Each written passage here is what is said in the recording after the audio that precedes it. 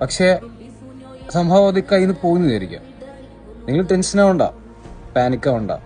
പിന്നെ ഒരു കാര്യം ചോദിക്കണ്ടാവും, നിനക്ക് വേണമെങ്കിൽ ഇങ്ങനെ ഇരുന്ന് പറയാലോ എന്ന് വിചാരിക്കണ്ടാവും. നീ അത് അനുഭവിച്ചിട്ടില്ലല്ലോ, ഞാൻ ഇത് അനുഭവിച്ചിട്ടുണ്ട്. ഞാൻ 10th ഫെയിലായ ഒരാളാണ്. മാത്സ് എക്സാം രണ്ട് തവണ നടത്തി. ഫസ്റ്റ് എക്സാം എഴുതിയിട്ട് പിന്നെ പേപ്പർ എന്തോ ടഫായിട്ട് പിന്നെ രണ്ടാമത് നടത്തി. ഞാൻ ഫെയിലായ ഒരാളാണ്. ഞാൻ SSLC ഫെയിലായ ആളാണ്. എന്നിട്ട് ഞാൻ പാനിക്കായിരുന്നില്ല. അന്ന് നമ്മുടെ ആ ഒരു സിറ്റുവേഷൻ വരുന്നത് നമ്മുടെ അല്ല പാനിക്ക്, നമ്മുടെ വീട്ടുകാരും നാട്ടുകാരും എന്ത് പറയുന്നുള്ളൊരു സാധനമാണ്. അത് കഴിഞ്ഞിട്ട് ഞാൻ അപ്പം തന്നെ എക്സാം എഴുതിയിട്ട് ഞാൻ ട്യൂഷൻ പോയിട്ട് ഞാൻ അത് എഴുതിയെടുത്ത് ഞാൻ ആ സെയിം ടൈമിൽ തന്നെ ആ 2 മാസത്തിൽ തന്നെ കറക്റ്റ് അടുത്ത 10th സ്റ്റാർട്ട് ചെയ്തപ്പോൾ ഞാൻ കയറി അഡ്മിഷൻ എടുത്തായിരുന്നു.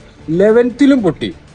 അതാണ് 11th പൊട്ടി. ഞാൻ 11th എത്ര 5-6 സബ്ജക്റ്റില് അതിൽ എനിക്ക് തോന്നുന്നു ഞാൻ ഇംഗ്ലീഷും മലയാളം മാത്രം ഞാൻ പാസ് ചെയ്തിട്ടുള്ളൂ. ബാക്കി എല്ലാ സബ്ജക്റ്റും ഫെയിലായി. ഞാൻ CS ആയിരുന്നു. CS ഫെയിലായി, മാത്സ് ഫെയിലായി, ഫിസിക്സ് ഫെയിലായി, കെമിസ്ട്രി ഫെയിലായി. എന്നിട്ട് ഞാൻ ചത്തൊന്നുമില്ലല്ലോ. അത് മൈൻഡ് സെറ്റ്